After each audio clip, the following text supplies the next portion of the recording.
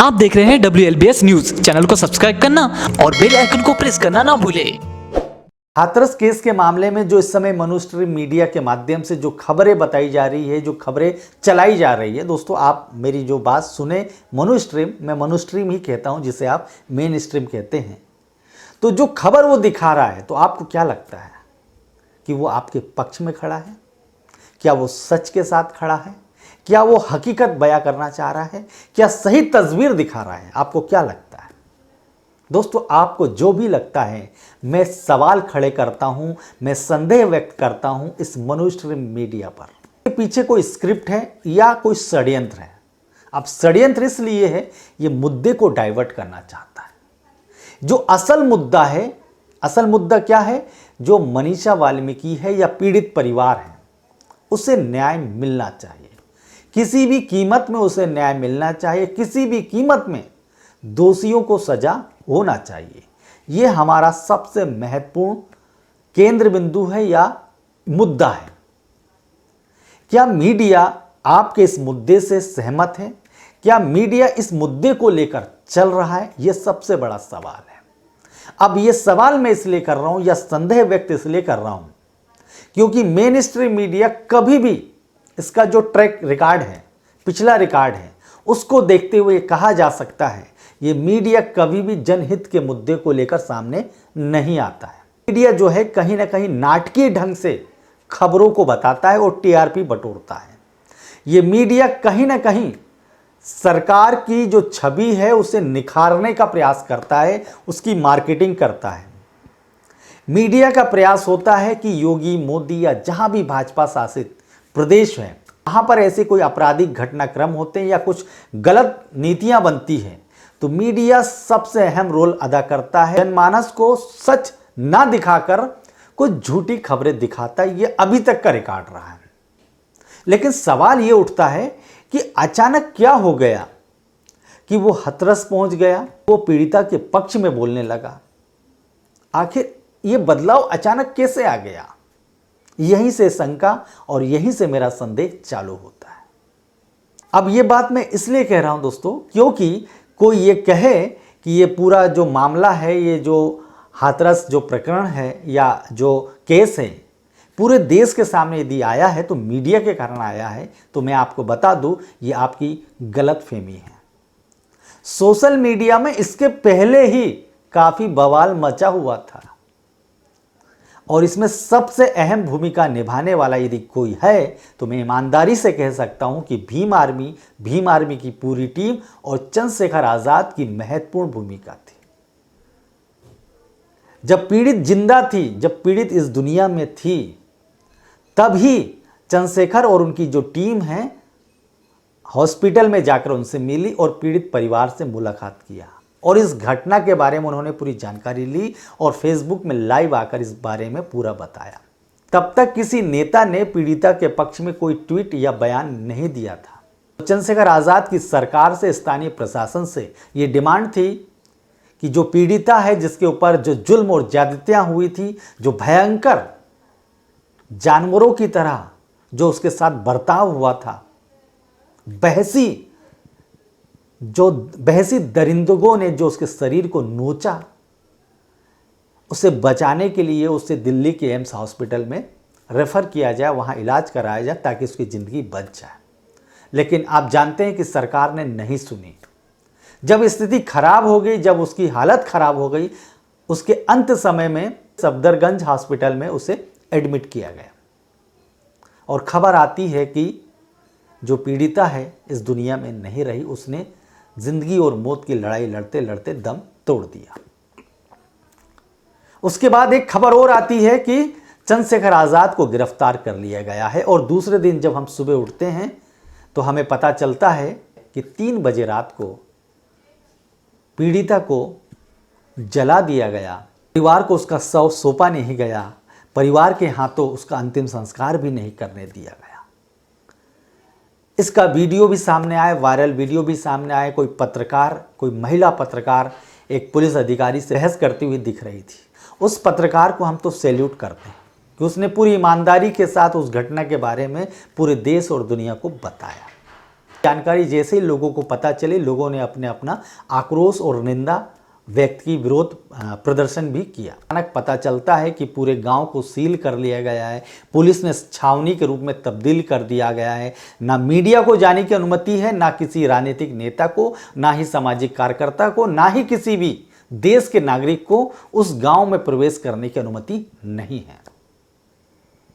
वहाँ का प्रशासन बहुत अलग अलग दुहाइयाँ दे रहा था, बहुत अलग अलग बातें कर रहा था, बहुत सारी तस्वीरें हमें देखने को मिली। लेकिन दोस्तों, मैं उस पर अभी जाऊँगा नहीं, उस विषय पर ज़्यादा बात नहीं करूँगा कि आखिर ये सब कारण क्या था। बात कर रहा था मीडिया की भूमिका की, तो मैं मीडिया की भूमिका के बारे में ही बताऊँगा। मीडिया जिस हिसाब से रिपोर्टिंग कर रहा था, मीडिया के कुछ चैनल बहुत अच्छी रिपोर्टिंग भी कर रहे थे और कर भी रहे हैं, लेकिन कुछ पत्रकारों की जो एंट्री होती है वो उनकी छवि मोदी भक्त पत्रकारों में गिनी जाती है। लेकिन हमें ऐसा लगता है कि वो पीड़िता के पक्ष में बात कर रहे हैं, लेकिन उनकी बातों से, लेकिन उनकी जो बातें हैं उससे जाहिर हो रहा था कि जो भाजपा जिस प्रकार से इस घटना को बचाने के लिए दूसरे राज्यों की घटनाओं का जिक्र करती है, इसी मुद्दे पर ज़्यादा बोल रहे हैं। कुछ मीडिया चैनल के जो बड़े एंकर, उनके मुंह से हमने ये बातें सुनी, उससे स्पष्ट हो गया कि जो मैंने संदेह व्यक्त किया था बिल्कुल सही था। दोस्तों, मीडिया इस मुद्दे को डाइवर्ट करना चाह रहा है। मीडिया ये चाह रहा है कि इसके कारण, इस घटना के कारण ऑलरेडी जो योगी सरकार है या मोदी सरकार है, उसकी छवि जो है धूमिल हो रही है। अब कोई ये ना कहे कि मीडिया की एंट्री के बाद लोगों को पता चल गया, इसके कारण ही सरकार की जो छवि है खराब हो रही है, ऐसा नहीं है। इस घटना की जानकारी सोशल मीडिया के माध्यम से लोगों को हो चुकी थी और जो शव को जलाया गया था उसकी जानकारी जो वहां सामाजिक कार्यकर्ता पहुंचे थे उनको रात में ही पता चल गया था। चंद्रशेखर आजाद को रात में उसके पहले गिरफ्तार कर लिया गया था। उन लोगों के माध्यम से सोशल मीडिया में ये बातें वायरल हो चुकी थी कि वहां इस प्रकार के वाकया हुआ। मीडिया ने पल पल की जानकारी दी कि पुलिस किस प्रकार से बर्ताव कर रही है। इस प्रकार के जो दावे हैं आप कर सकते हैं, इस प्रकार की बातें आप करके आप कहीं ना कहीं ये कहना चाहें कि मीडिया अभी फिलहाल पक्षपात नहीं कर रहा है, सच की बात कर रहा है, निष्पक्ष बात कर रहा है। तो दोस्तों, मैं ये कहना चाहता हूँ, ये बात सही है, आपको यह जो एक तस्वीर नज़र आ रही है, लेकिन इसकी दूसरी तस्वीर ये है, ये नाटकीय ढंग से समाचार भी दिखा रहा है। अब नाटकीय ढंग से कैसे, जब पुलिस कह रही है कि आप नहीं जा सकते हो, तो ये बार बार पुलिस वालों के पास जा रहे हैं, बार बार कैमरा दिखा के इस प्रकार की बातें कर रहे हैं। कहीं ना कहीं ये थ्रिलर प्रस्तुत करके खबर को बना रहे हैं, दिखा रहे हैं और दिखाकर ये साबित करना चाह रहे हैं कि अगर पीड़िता को न्याय मिल रहा है या पीड़िता की जो न्याय की जो आवाज़ है या जो भी कार्रवाई योगी सरकार कर रही है वो मीडिया के कारण कर रहे हैं। अब इतने सारे लोग लाठी डंडा खा रहे हैं। समाजवादी पार्टी के काफ़ी कार्यकर्ता लखनऊ में, उत्तर प्रदेश में वो विरोध प्रदर्शन कर रहे हैं, पुलिस वाले बेरहमी से लाठी मार रहे हैं उनको। और आपको मैं बता दूं, किसी भी मीडिया वालों को पुलिस वालों ने डंडा नहीं मारा है। और मैं ये नहीं कह रहा कि पुलिस वाले उनके साथ ऐसा बर्ताव करें, लेकिन पुलिस वालों ने मीडिया को बख्श दिया है। लेकिन जो कार्यकर्ता हैं जो ये आवाज़ उठा रहे हैं, उनको बेरहमी से उनको पीटा जा रहा है, जेल में डाला जा रहा है। राहुल गांधी और प्रियंका गांधी का जो काफिला वहां जा रहा था, उनके कार्यकर्ताओं के साथ भी झूमा झटकी लाठीचार्ज हुआ और काफ़ी नेताओं के तो कपड़े भी फाड़ दिए गए। महिला कांग्रेस की जो अध्यक्ष है वहां पे दिल्ली की, भी कपड़े फाड़ दिए गए। ये खबर भी, यह दृश्य भी आपने देखा होगा। लेकिन कोई अब ये कहे कि ये सारा स्ट्रगल मीडिया का है, तो दोस्तों ये गलत है। महत्वपूर्ण तथ्य और है जिसके कारण मैं मीडिया की भूमिका पर संदेह व्यक्त कर रहा हूं। वह तथ्य यह है कि जो प्रशासन ने, स्थानीय प्रशासन ने जो भी कार्रवाई की, पीड़ितों के साथ जो बुरा व्यवहार हो रहा है, पीड़ितों को जो प्रताड़ित किया जा रहा है या उन्हें टॉर्चर किया जा रहा है, ये जो बात है, ये जो सारी बातें जो सामने आ रही है, इस पे मीडिया ये चाह रहा है सारी जवाबदारी वो स्थानीय प्रशासन, बड़े अधिकारियों तक सीमित रख रहा है।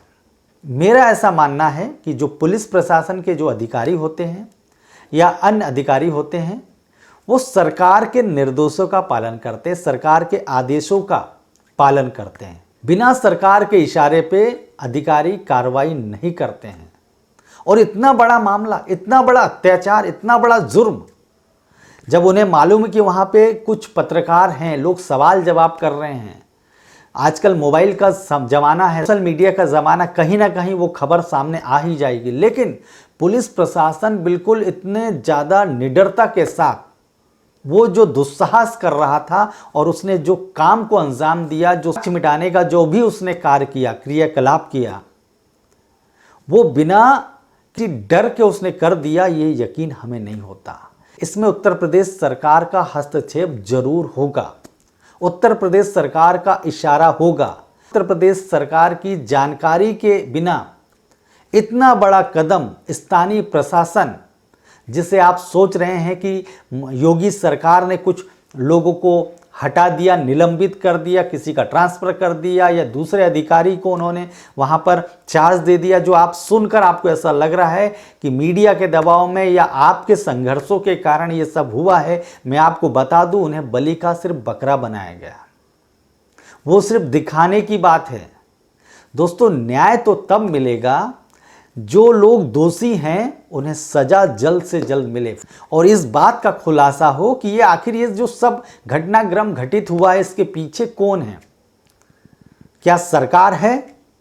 और सरकार नहीं है तो इसका मतलब ये है कि उत्तर प्रदेश में सरकार के हाथ में प्रशासन नहीं है।